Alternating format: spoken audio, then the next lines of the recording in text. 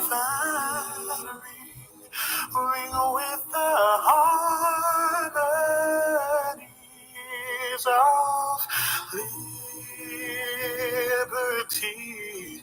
Let our rejoicing rise high as the listening skies. Let it resound loud as the rolling sea.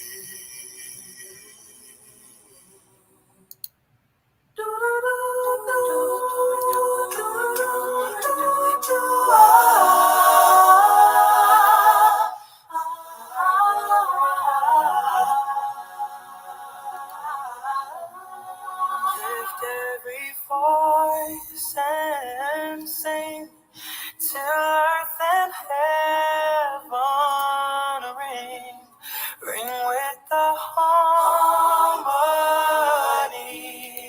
of liberty.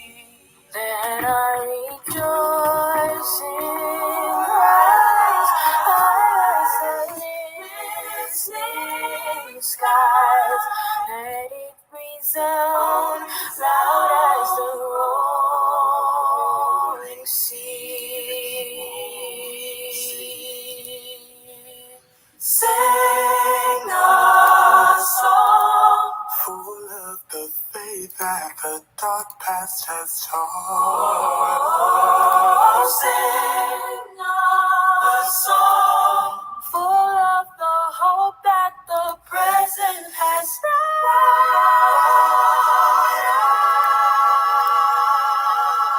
us. Facing the rising sun of a new day begun.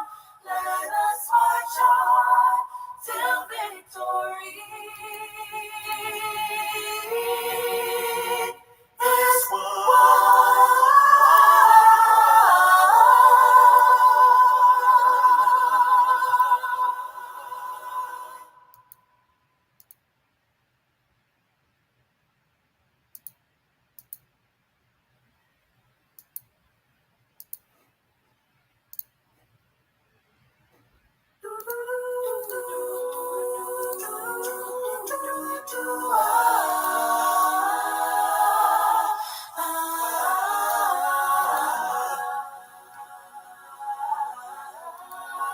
Lift every voice and sing till earth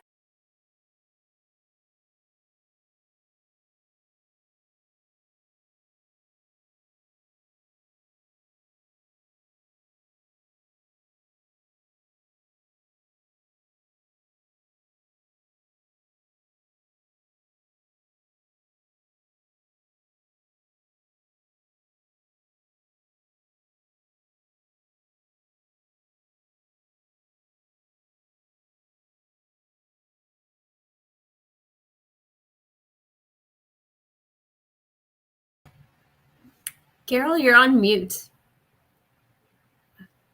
Thank you. No worries. What I just said was deep. It was very deep. And so for folks who didn't hear me, I'm just sorry because what I said was just mind blowing. But I do want to welcome everybody to our live this evening and say happy Black History, happy Black Futures Month. We're transforming legacies and transforming lives with the work that we are standing on the shoulders of the giants who came before us and pushing forward so we can create a better tomorrow for everybody. So thanks for joining us today. I have a special treat for folks who are coming to pay attention to what we're talking about for District 3, and that is my entire team. My entire team is here to talk about what we are doing in 2022, how we are moving Oakland forward for District 3 and for the entire city. So I am super, super juiced because I don't know if you all have met them before. If you are in our communities and you are part of the NCPCs or any grassroots organizing or a business or a homeowner or a renter or whatever, then you know Justin Tombolesi. He's here with us today. If you have worked on policy with me or you have called me into meetings about what we're going to be drafting, then you've talked to Rediat Baye. And if you know anything about me, my other self is Tanya Love, and she is here as my chief of staff. And we also have Jyoti, and she is not going to be on screen with us, but she's making sure all of our technical aspects of our live are working today. And so I just wanted to let folks know. We have a lot in store. Last year, we spent time learning how the city works or doesn't work, however you want to slice it. We were learning to figure out how to utilize our office, just the technical side of the things that we need to know, as well as meeting some of the departments and the staff that work for the city, as well as the residents of our community. So now that we have a little bit of understanding and know-how under our belts, we want to hit the ground running in 2022.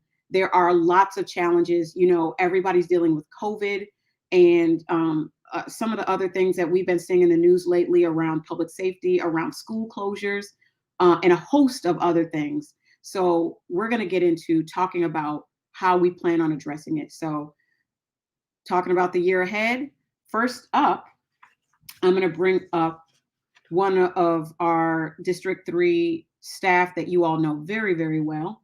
And if you don't, you're going to meet him today. And that is Justin Tombolesi, to talk a little bit about our housing plans and what we plan on doing for the district this year. Justin, take it away. Thank you, Carol. So happy to be here. Hi, everybody. Yeah, so as you all know, and probably want to forget sometimes, housing is our number one biggest issue that, you know, constituents, community members throughout District 3, really the city, really the state, probably the country, have put as their number one living standard issue, meaning that there's no stability for normal working class and poor people to have shelter. And so many people are getting pushed out of Oakland, especially the Black and Brown community. So one of the ways we're trying to take on this pretty momentous issue that, you know, a lot of us, especially Carol, have been fighting over the years in our different organizing, is by supporting the construction of a social housing system here in the city. And what that means is we want a municipally owned and managed public sector to provide housing as a right. We know that the market has only really benefited hedge funds and investors and has failed the majority of people when it comes to securing stable housing. But, you know, through our research, we found that, you know, a lot of cities that are actually bigger than Oakland, that have less geography, higher density, you know, way bigger population sizes, such as Vienna, Singapore, and Hong Kong, you know, don't have the same housing shortages that we do here. And a lot of the reason why is because they've secured about a quarter or more of their housing stock as municipally owned and managed.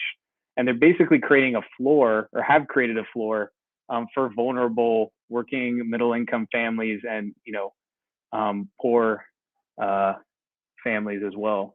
But the issue with our existing system is that because of the history of white supremacy, you know, a lot of legal restrictions have been embedded into our system to prevent the creation of a universal housing guarantees. You know, though many white families actually themselves lived in public housing during World War II and after the war, you know, as many of us know, the FHA created mortgages and private home ownership and provided those almost for free to thousands, hundreds of thousands of white families, although they denied those same public goods to Black and Brown communities.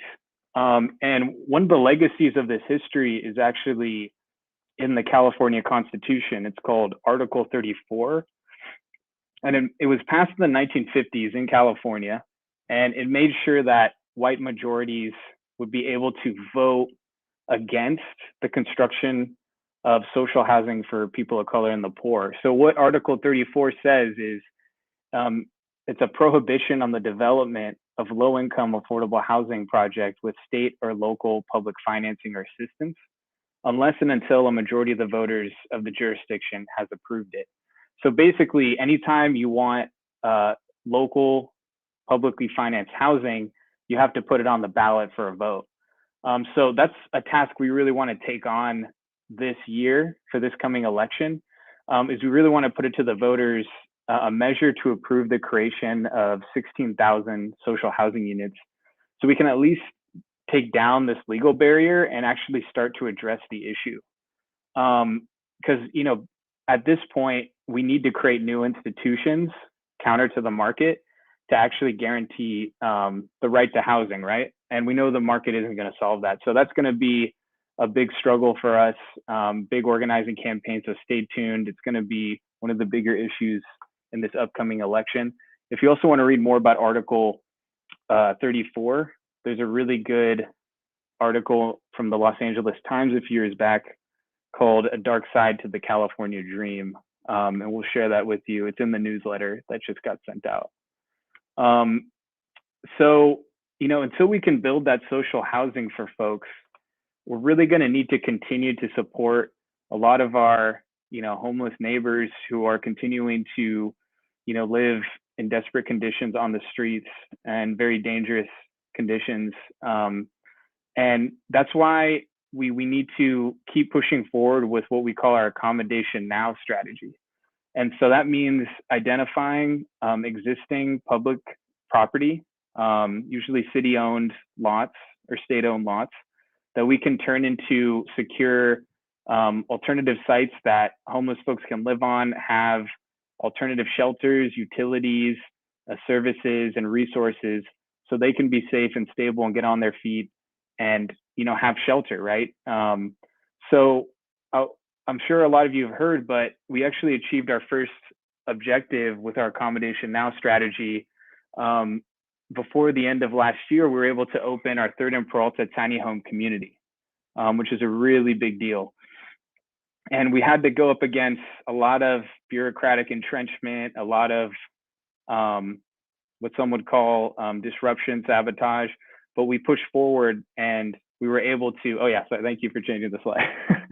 We were able to implement it through Carol's leadership and through a lot of the community organizing, the residents themselves who are moving to the site, organizing to pressure the city to follow through on the timeline they committed to get people into shelter during the winter. And they're currently developing their co-governed system and site, and we're really seeing them as the first and most efficient homeless intervention in the city around co-governance.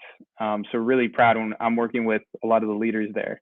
But a big goal for this year is we really got to scale up if we want to actually take a bigger portion of the problem. And that means opening up the North Gateway parcel at the former Oakland Army base. It's a 22-acre site, currently vacant. It's city-owned.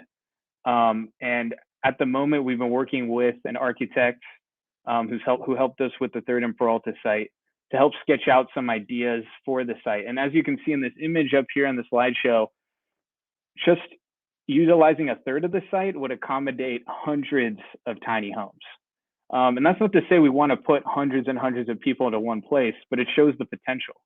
One idea we've had and we've discussed with some residents is to break them down into neighborhoods. So as you can see in this image, the A, B, C, D, and E are separate neighborhoods that ideally we would hope to keep communities intact at current encampments, work with them, have them help us design the site like we did at Third and Peralta, and then move there and help manage and govern it with the service provider. Right now we have a lot of service providers, different mutual aid organizations, and some groups that are helping us build affordable transportation systems. But this is going to be our big fight for this year. This is currently being programmed by the city administrators, but we need to really stay on them because they're attempting to slow the project down to use the land for for businesses to try to extract money as opposed to using it for alternative shelters for the homeless community. So stay tuned. We're going to be announcing some next big steps. We might have to push and fight more to get this open, but this is really our biggest fight, and it's really going to be the largest solution that's been put on the table for the homeless. So that's all I have. Thank you, everyone. It was great to be here. hope to talk to you all soon.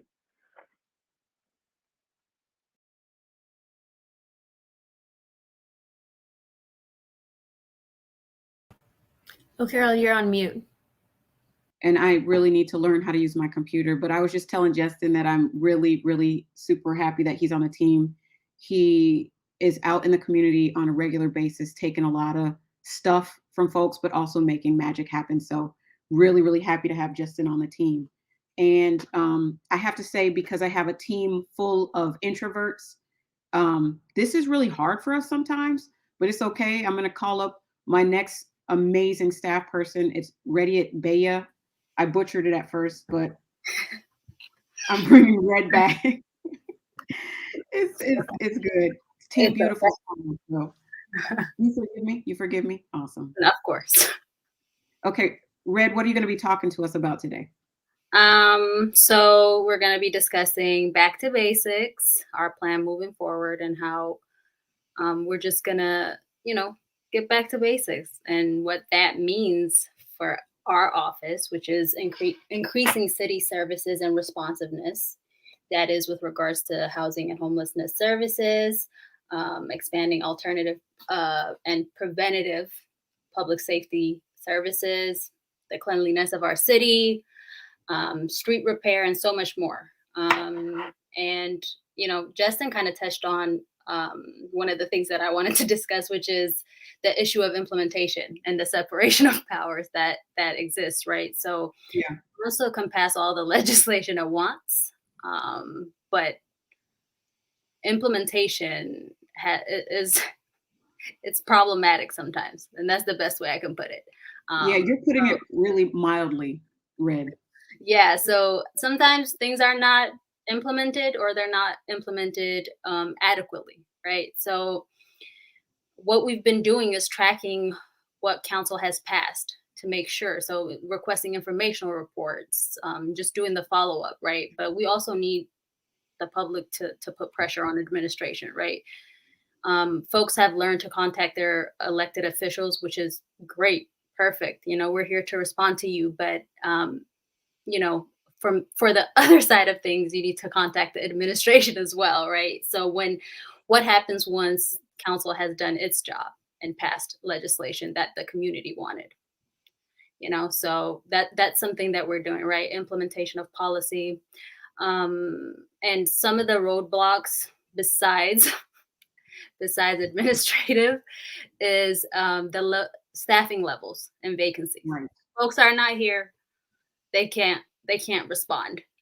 And so that's what Carol has been, and other council members as well, have been asking for a couple of months now for a thorough review of each department's and the vacancy rates, and just trying to figure out what's going on essentially with regards to staffing. Since last September, Red. Yeah, yeah, and it still hasn't happened. So that's what we mean by implementation. Just basic direction of council is not, So. And Reddy, I have to say that just even before I was a council member, when I was working with grassroots organizations, this was one of the primary issues that was bringing us to talk to council members, was the fact that they're, especially the housing department, was understaffed during a housing crisis. And that didn't make sense because there were not enough staff to process the work, some of the rental issues that we were having. They're just, nothing was happening. And so that really impacts service delivery to taxpayers and to the residents of the city who are like, hey, what's going on? So implementation is huge for the city of Oakland. Yep, we're putting in, from our end, we've already put in a couple of informational reports with regards to existing programs. One of them was Saving Downtown Streets Teams. Something we just put in a week ago or 2 weeks ago was trying to figure out expenditures with regards to the homeless interventions at 3rd and Peralta, as well as East 12th and 2nd Street. So we want to know what's happening. We want to know how the funds are being allocated. We want to know what programs are there, if folks are getting the services that they need, right? So that's what we're doing, our follow-up work, but we need you all as well. So That's right. Another roadblock is we cannot direct staff. And I think if I want you all to leave with something is to understand that we cannot tell staff what to do. So we can ask questions on your behalf. We can bring attention to issues, but we cannot tell staff to address anything. Yeah. So those are the roadblocks that we are operating under, right? So we're using whatever tools and methods are available to us to deal with these things. But our goals are clear, as I stated at the beginning. These back to basics that I stated. So we'll continue to do that. But again, we need you. So engage with us on that front and engage with the administration as well. So yeah. I don't know if the slide is up because I can't see. But another thing oh yeah, there we go. So how do we do some of the things that we want done, right? So a key part of refunding community, besides prioritizing the allocation of existing city funds, it's making sure we increase city revenue, right? So revenue generation is a critical part of that. And one way to do that is to change the city's current business tax structure. That means making sure larger businesses and corporations pay their fair share. So the city's current business tax structure consists of 22 separate categories, things like retail, manufacturing, utility, etc. Each of them have their own rate structure, and the taxes are based on total gross receipts, meaning revenues that each business brings in during a calendar year. So with this current system, there are varying rates across sectors, but the same rate applies to all businesses within a given sector, regardless of size or income. So what we want is a progressive tax structure in which larger businesses with higher gross receipts, meaning higher revenues, pay a higher rate relative to smaller businesses.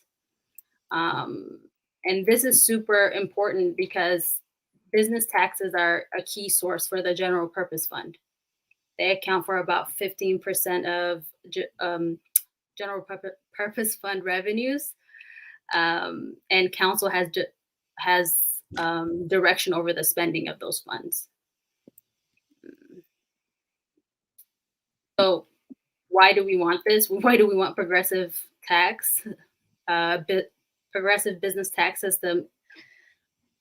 That's how we pay for things, essentially. That's how we increase services and staffing. Some of the things that we wanted to do that I listed at the top, right? And that's how we're gonna do it, right? So neighboring jurisdictions have already done this, and Oakland is kind of falling behind. We should be leading on this. That's right. So it's very strange to see San Francisco and Richmond already implementing a tiered structure, and we're kind of behind on this. But Councilmember Fife has been working and will continue to work with Council President Bass on legislation to, place this item on a ballot measure coming up, and hopefully for you all's approval. So that's what we're doing, right, with regards to refunding community and bringing in more revenue to the city so that we can provide the services that the community needs. And I have to say, Red, too, is like, that's what equity looks like. It's not big businesses bringing thousands of employees to the city of Oakland, which does put an increased burden on our city services, but then paying the same taxes that our small businesses pay. It's not fair. So that's something that we're trying to do. We're trying to make it fair and get additional revenues to do more of what the city actually needs, which is those back to the basics that we talked about in the beginning. So that's just a few things we're doing. Yeah. Oh, one last thing. Sorry. One last important thing. More short term, the mid-cycle budget amendment process is coming up. So we're using that opportunity to advocate for some of these things as well. So just wanted to mention that. That's closer around June. So be on the lookout for that. So, All right. all right. Look out for the mid-cycle. Ready it. I appreciate you. You're one of the brightest young people that I know, and I say young because you're younger than me.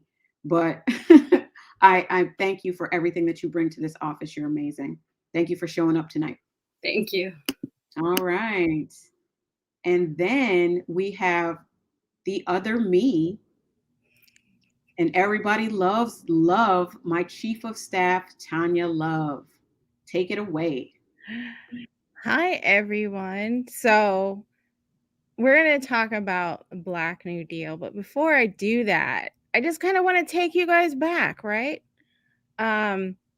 Historic and current public policies have had very clear negative impacts on Black residents of Oakland, from eminent domain, which destroyed our 7th Street Black Cultural District, and redlining policies, which have prevented Black upward mobility, to ongoing gentrification, the impacts of pro-market development projects like the one that's coming around the corner around baseball, which has the potential to further displace Black residents.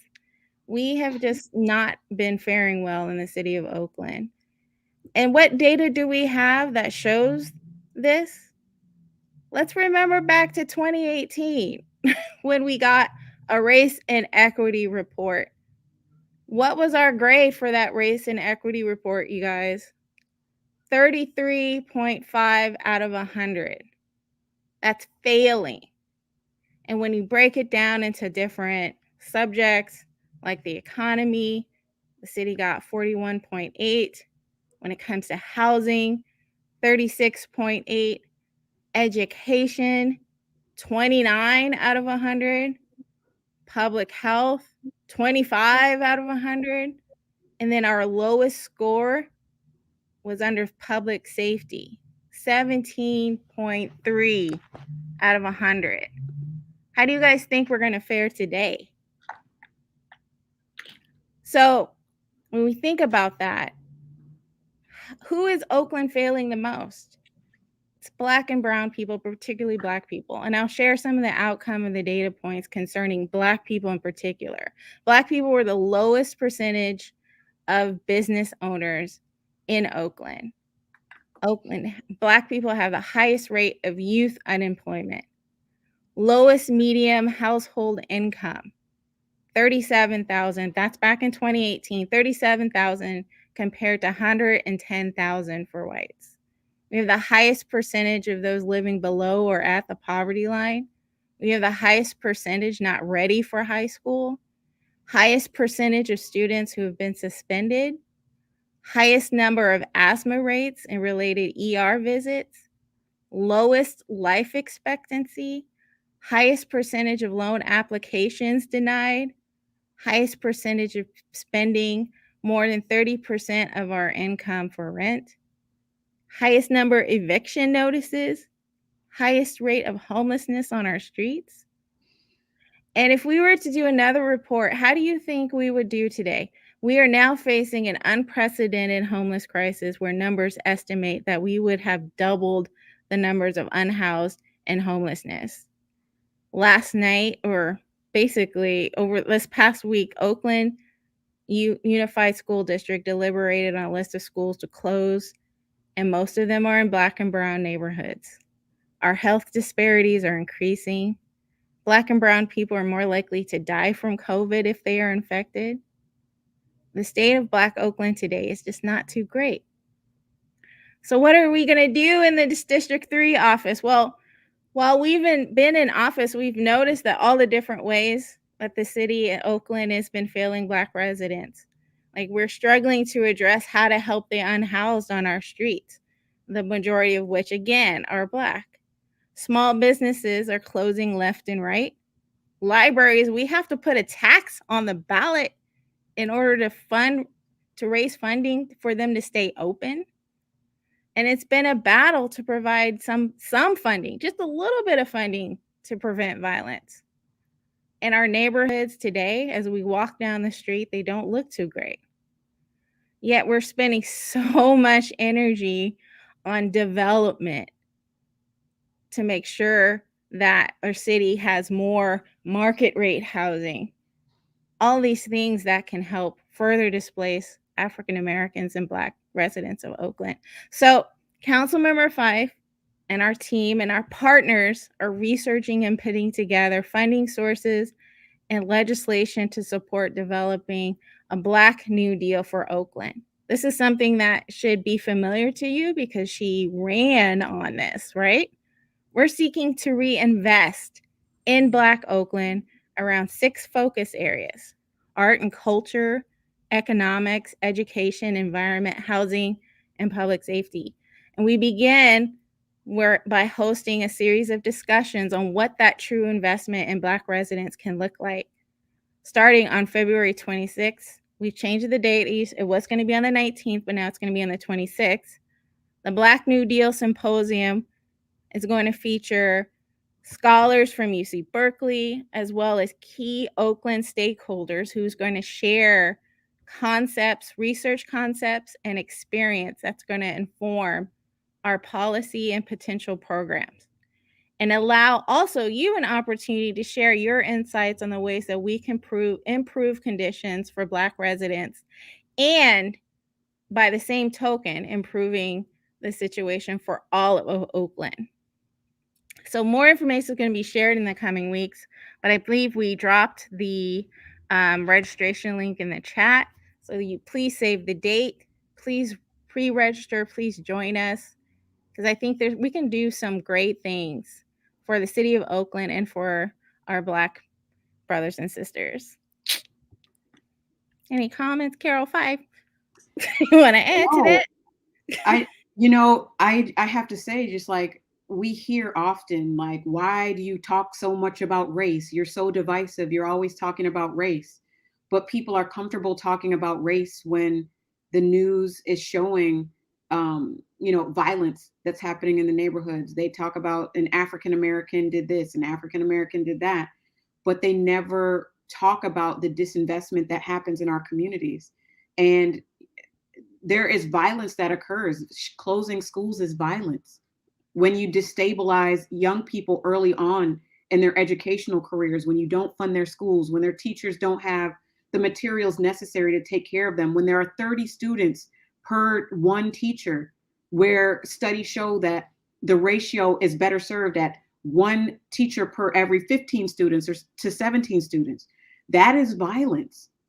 And that bears out for our communities in the long run. So my desire to address the conditions of historic and systemic racism in the Black community is in service of our entire city.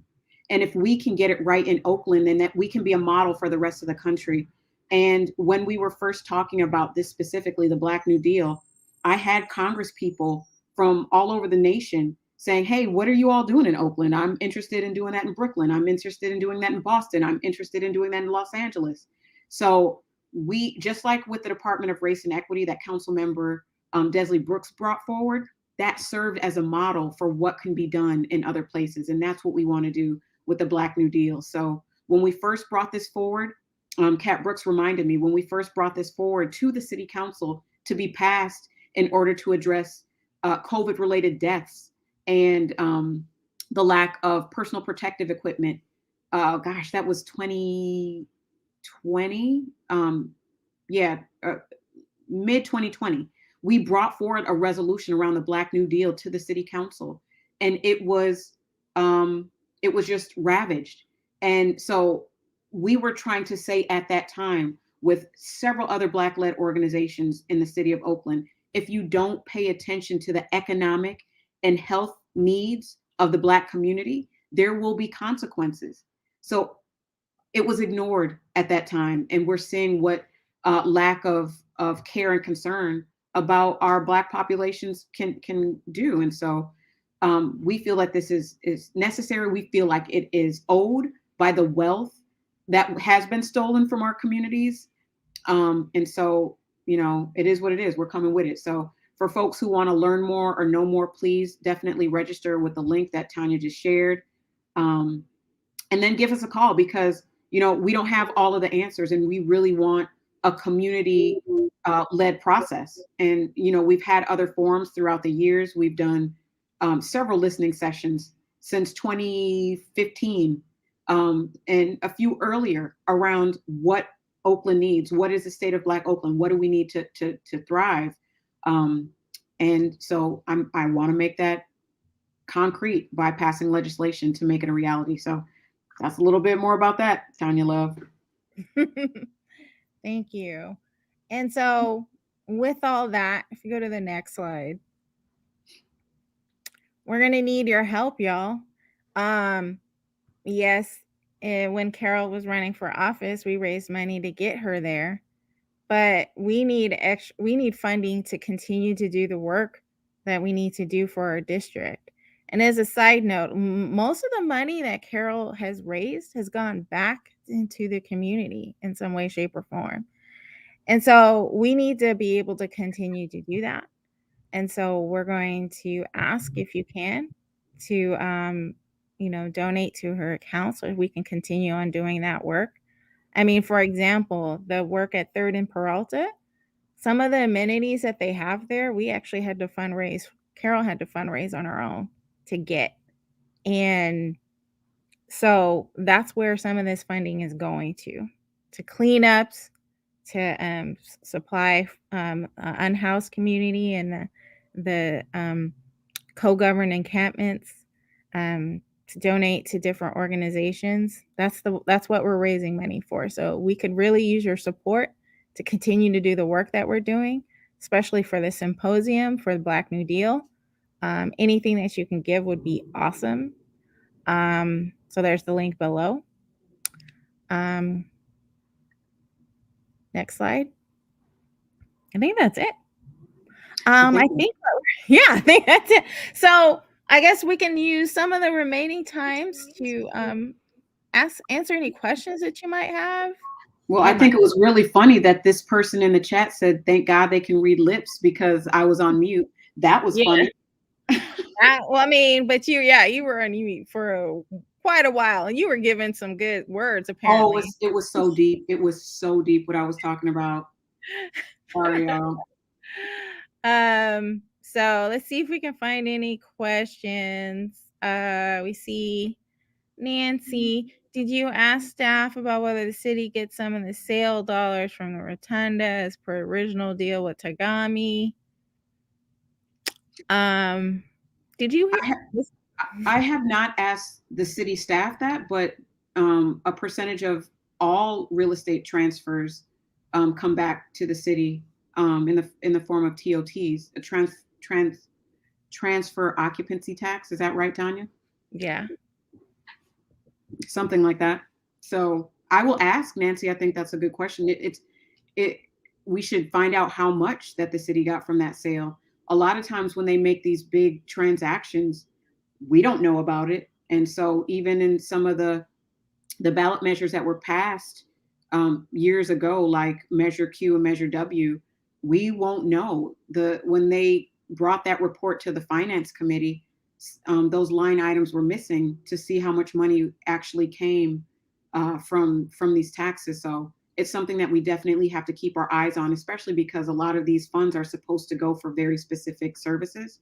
But in terms of the transfer tax, I will find that out. I think that's a great question, especially because that sale took place in this district. Thank you for that question. And she also made an additional comment: importance of having a mayor who supports progressive policy. Staff implementation of those policies should improve. Very true. So that's all I got to say about that. Yeah. I think scroll down. We're trying to shake loose money, Mr. Peters, for the services that we need in District 3. And so some of those things that I've been hearing about for many, many years, even before I was in office, is the Hoover Durant Library. That's something that I'm paying attention to. There are families who've been impacted by the development that's taken place around the post office, the 7th Street corridor, the displacement in that area, it deserves to have development dollars to regenerate that space. There are so many things that need to be done in this district. So yes, I'm working on that as we speak. And speaking of, yesterday specifically, today I had a maybe 1 or 2 more breaks, but yesterday I was moving from 7 a.m. to 10 p.m. With no breaks in any of my meetings. And a lot of my days are like that. But just to speak to Tanya's ask for fundraising, I owe so many of you thank yous. So for the folks who've contributed, I see one person on this chat tonight. So Sherry Murphy, thank you for your contribution. I see you. I appreciate you, and I appreciate your donation. I see them when they come in, and I just try to steal away a few moments to give my thank yous and let folks know to write thank you cards for the people who have contributed. But just know that I do see you and I do appreciate you, because every single dollar matters. And just like Tanya said, most of it that comes in goes right back out into the community. If I had it my way, I wouldn't have to buy paper or toner or any of the things that I have to buy for my office. It would all go right back to the community. But we were able to support several community events, as well as, do some things for our neighborhoods. So I just wanted to say that I see y'all, and I appreciate all of the contributions that have come in so far. And last year we were able to raise my entire budget in the first quarter of the year. And, I know it's hard for folks right now. So if you can't contribute financially, there's so much that we do in the community in terms of our volunteer time. So we would love to have that contribution as well. You don't have to give dollars. Please think about how you can contribute your time. We have flyers that can be made. We have phone calls that can be made. There's a lot that you can do. So please consider anything that you can give to this office. It goes right back into the community. Just wanted to share that little piece.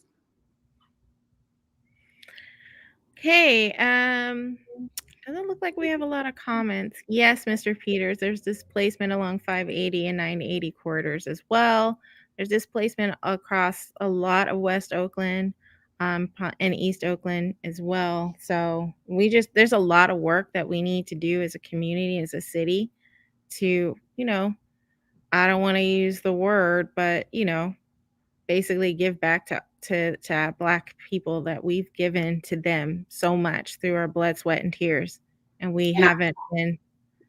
Tanya, I just wanted to say, I just want to clarify that I'm not saying that there's only one area of the district that's been negatively impacted. So I just wanted to state that. I think he was talking about, when I gave my preamble about what's been happening, I mentioned that the destruction of 7th Street. And so I think he's wanting to highlight that there's other areas of West Oakland that have been affected in the past. Like we already know. Thank you. So it doesn't look like we have a lot of comments. So Carol, do you have any other things you want to share? There's a lot happening in the city of Oakland. A lot that's motivating people to be organized. I think the most recent is the school closures. We had 2 people who literally put their bodies on the line by engaging in a hunger strike. And some of the comments we've heard have been like, why are you so concerned about the Board of Education? That's not your area. You're a city council member. Those are 2 different bodies.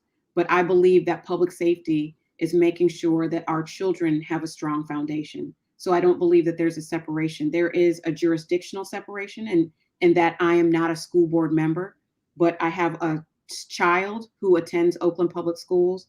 I taught as a substitute teacher in Oakland Public Schools. I taught in several after-school programs at Brookfield Elementary, at Manzanita Seed Elementary, and other schools as well. So it may be cliche, but I really do believe that children are the future. And I think that we need to invest in the things that keep them safe and provide a strong foundation for their futures. So that's why my office has been involved. But there are numerous things that I'm, oh my goodness, a butterfly just flew in my room. It's a painted lady. And it's in my face. And it's attacking you. Yes, I see it. Okay, so I think I got to try to get this. I don't know if that's an omen. What does that mean? So I just wanted to share that because it's going to be really important for us to pay attention to all of the things that are impacting our city so we can figure out how to best address them. That's what I wanted to leave everybody with, because all of the issues that we are facing around public safety, around housing, around affordability of housing, not just homelessness, but affordability of housing, they impact us all. And the more we're working together towards solutions, the better the city will be. And people are thinking that because of COVID, everything is falling apart. But what folks don't know, because it's not really talked about, is that California is having record economic growth right now. California accounts for the majority of the nation's job growth. It's happened in the last year. So it's important to know that just because we're still in this pandemic doesn't mean that things are not getting better. We're talking about Alameda County lifting the mask restrictions in a week. And so things are, we're coming out of this. So it's just going to be important that we stick together and remember that we're all in this together. So all of those folks who are negative, ask them what they're doing for their communities, because there's a lot to do. So let's get it in. All right. Well, thank you everyone for tuning in, and we appreciate you. Please feel free to communicate with our office by writing to District 3 at oaklandca.gov. And, stay in touch. Be happy. Eat your Brussels sprouts. Stay cool. Watch the Avengers. Boba Fett. Read a book. Happy Black History, Black Futures Month. Give a We're who going to don't relax on the Brussels sprouts. Hey, Deborah Israel. Good to see you here with us. All right. All right. Bye, everybody. Hey, Liz, I'll see you in a minute. Bye, everyone. Bye, everybody.